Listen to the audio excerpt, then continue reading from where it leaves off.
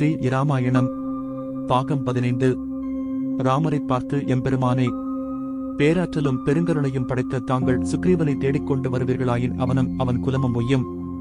வாய்க்கால் மகாநதியை நோக்கி செல்ல வேண்டும், மகாநதி வாய்க்காலை நோக்கி செல்லக்கூடாது. நீங்களும் மகாநதி, சுக்ரீவன் வாய்க்கால். நீங்கள் இங்கே இருங்கள், நான் சென்று என் தலைவனாகிய சுக்ரீவனை அழைத்துக் கொண்டு வருவேன் என்று கூறி ரமருடைய திருமுகத்தை உற்று நோக்கினார். ஒரு வியாபாரி துணியை எடுத்து வாங்க வந்தவனுக்கு காட்டு விலை கூறி அவன் முகத்தை உற்று பார்ப்பது போல் இருந்தது இந்த நிகழ்ச்சி. ராமர் முகத்தில் எந்த மாறுபாடும் இல்லை.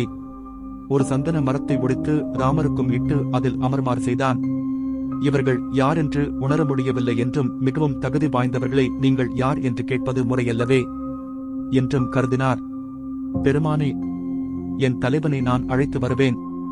யார் அழைப்பதாக அவரிடம் கூற வேண்டும். தங்களை யார் என்று அவரிடத்தில் தெரிவிக்க வேண்டும். எனக்கு இதனை கட்டளை இடுங்கள் என்று வணக்கத்துடன் கூறினார். ராமர் தங்களை யார் என்று அறிந்து கொள்ளும் பொருட்டு அனுமன் பேசும் இனிய நுண்ணிய சொற்களை கேட்டு அகமிக மகிழ்ந்தார். தம்பி லட்சுமணா, இந்த வானர வீரன் கல்லாத கலைகளே இல்லை என்பது இவன் சொல்லாலே விளக்குகின்றது. இவன் சொல்லின் செல்வனாக விளங்குகிறான். இவன் கலைமகளை நாவில் வைத்திருக்கின்ற பிரம்மதேவனா அல்லது சிவபெருமானா? நம்மை நேரடியாக யாரென்று கேளாமல் என் தலைவனுக்கு உங்களை யாரென்று சொல்லுவேன் என்று கேட்கின்ற சொல் திறம் மிகவும் பாராட்டுக்குரியது. லட்சுமணர், அன்பனே, சூரிய குலத்தோன்றலாக 10 ரதங்களை வென்று உலகம் முழுவதையும் ஒரு குடையின் கீழ் ஆளுகின்ற தசரத சக்கரவர்த்தியின் திருமைந்தர் இவர். ராமர் என்றும் பெயரை உடையவர். சிறிய தாயாரின் சொல்லுக்கு இணங்கி தன் அரசு செல்வத்தை தன் தம்பியாகிய பரதனுக்கு வழங்கிவிட்டு தவம் புரிய கானகம் வந்திருக்கின்றார். நான் இவருடைய பணியாளன். தம்பி என்னும் பணிக்கு அன்று அடியாரின் ஏகுது என்று சுமுத்திரை லட்சுமணனை நோக்கி கூறியிருப்பதனால் இங்கு லட்சுமணர் தம்மை தம்பி என்று சொல்லிக் கொள்ளாமல் அடியவன் என்று அடக்கத்துடன் கூறினார். ஆனால் மாருதி ராமருடைய தம்பி லட்சுமணர் என்று தெரிந்து கொண்டார். மாருதி தாம் போய் தலைவனை அழைத்து வருவதாக கூறிவிட்டு சுக்ரீவனிடம் வந்தார்.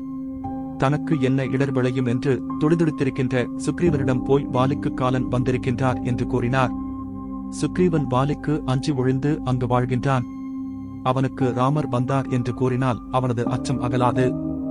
நோய் நாடி நோய் முதல் நாடி அது தணிக்கும் வாய் நாடி வாய்ப்பச் செயல் என்ற திருக்குறளின் படி சுக்ரீவனுக்கு யாரிடம் அச்சம் அகலாதிருக்கின்றதோ அவனுக்கு யமன் வந்தான் என்று கூறும் திறன் மிக மிக உயர்வானது. சுக்ரீவா, உன்னுடைய துன்பம் நீங்கி இன்பம் விளையப் போகின்றது. ராமர் வாலியை கொன்று உனக்கு வாழ்வு தருவார். நாராயணனாகிய பரம்பொருளே ராமராக அவதரித்திருக்கின்றார். நீதி நிறைந்தவர். விஸ்வாமித்திரர் தந்த அளவில்லாத தெய்வ படைக்கலன்கள் உடையவர். தாடகையையும் சுபாகுவையும் ஒரே பானத்தால் வதைத்தவர். அகலிகைக்கு கல்லுரு அகற்றி நல்லுரு தந்தவர். அளவில்லாத கற்புடைய சிறிய தாயாராகிய கைகேயின் கட்டளை கிணங்கி தன் அரச பதவியை தம்பிக்கு தந்தவர். பரசுராமனை ஒரு வினாடியில் வென்றவர். விராதனை கொன்றவர். அரணிடம் வரம் பெற்ற கரண் முதலிய அரக்கர்களின் எளிதாக கொன்றவர். எனவே ராமருடைய தொடர்பினால் உனக்கு வாழ்வும் வளமும் உண்டாகும் என்று அனுமார் கூறினார். தனது முதலமைச்சர் ஆகிய அனுமானுடைய அமுத வசனங்களை கேட்டு அகம் மிக மகிழ்ந்தான். தொலைவில் நின்று பகவானை உற்று நோக்கினான். அவருடைய திருமேனியையும் திருவருட்பொலிவையும் கண்டு அப்படியே நிலைத்து நின்றுவிட்டான். கண்கள் இமை கொட்டாமல் கண்டு கழித்தான். பிரம்மதேவன் படைத்த உலகிலேயே உள்ள அத்தனை ஆன்மாக்களும் செய்யும் புண்ணியம் முழுவதும் திரண்டு 2 வடிவங்களாக வந்திருக்கின்றன போலும் என்று எண்ணி இரும்போதடைந்தான். பெருமானை அணுகி அவரை அஞ்சலி செய்வான். ராமச்சந்திரமூர்த்தி அவனை தழுவி அக மகிழ்ந்தார். ராமனும் சுக்ரீவனும் இருந்த காட்சி முன் செய்த தவமும் முயற்சியும் ஒருங்கிணைந்தது போல் இருந்தது. ராமர் சூரிய குலத்து மன்னர். இவன் சூரிய குமாரன். இனம் இனத்தோடு சேர்ந்தது. அன்றியும் சுக்ரீவன் மனைவியை வாலி கவர்ந்து கொண்டான். ராமபிரான் மனைவியை ராவணன் கவர்ந்து கொண்டான். மனைவியை பிரிந்து வாழ்கின்றவர்களுக்குத்தான் மனைவியை பிரிந்த கவலை தெரியும். ஆதலால் இந்த இருவரும் ஒன்றுபட்டிருந்தனர். சுக்ரீவன் ராமரை நோக்கி, கருணை கடலே, தங்களை நான் துணையாக பெற்றேன். நான் பெருந்தவம் செய்திருக்கின்றேன். ஆதலால் தேவரீருடைய துணை எனக்கு கிடைத்தது. இந்த வகையில் என்னைப் போல் தவம் செய்தவர் எவரும் இல்லை என்றான். ராமர், அன்பனே, மதங்காசிரமத்தில் சபரி என்ற சகோதரி உன்னுடைய குண நலங்களை எனக்கு உரைத்து உன்னை அடையுமாறு கூறினாள். நான் உன்னை நாடி வந்திருக்கின்றேன் என்றார். சுக்ரீவன், ஐயனே, என் அண்ணனாகிய வாலி குற்றம் செய்யாத என்னை அடித்து உதைத்து நொறுக்கி ஓட ஓட விரட்டி என்னை துன்புறுத்திக் கொல்ல முயற்சி செய்தான். இம்மலைக்கு வந்தால் என் அண்ணன் தலை 1000 துண்டாக வெடிக்கும். இது மதங்க முனிவரின் சாபம். ஆதலால் இம்மலையில் சுகம் இன்றி வாழ்கின்றேன். என்னை காப்பது தங்கள் கடன் என்றான். ராமச்சந்திரமூர்த்தி அவனை கட்டித் தழுவி, சுக்ரீவா, இன்று முதல் நீ எனக்கு தம்பி. தசரத சக்கரவர்த்திக்கு 6 புதல்வர்கள். உனக்கு உற்றவர் எனக்கு உற்றார். உனக்கு பகைவர்கள் எனக்கு பகைவர்கள்.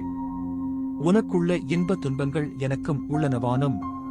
இது உண்மை என்று கூறிய ஆறுதல் செய்தார். இவ்வாறு ராமர் சுக்ரீவனுக்கு அபயம் தந்தவுடன் வானவர் மலர்மழை பொழிந்தார்கள். அனுமார் புலகாங்கிதம் அடைந்தார். வானர வீரர்கள் ஆரவாரம் செய்தார்கள். எல்லாரும் சுக்ரீவன் இருக்கும் குகைக்குச் சென்றார்கள். சுக்ரீவன் தன் இருப்பிடத்திற்கு வந்த ராமருக்கு ஆசனம் தந்து அடிவணங்கி பாக்கு மடலில் கொம்பு தேனை விட்டு மா, பலா, வாழை முதலிய கனிகளை திருத்தி எம்பெருமானுக்கு உவகையுடன் தந்து உண்பித்தான். ராமர் எண்ணுகின்றார், இல்லற நெறியில் மனைவியோடு வாழ்கின்றவன் விருந்தினருக்கு மனைவியை கொண்டு உணவு படைக்க வேண்டும். அதுதான் விதி. மனைவி இருக்க ஆண்கள் படைப்பது விதியாகாது. அங்கே சுக்ரீவனின் மனைவி உணவு படைக்கவில்லையே என்று கருதி, தம்பி, மனை வாழ்வுக்கு துணை செய்யும் மனைவியை நீயும் பிரிந்திருக்கின்றனையோ என்று கேட்டார். ராமருடைய இன்னுரையை கேட்டு சுக்ரீவன் கண் கலங்கி நின்றான். தொடரும்.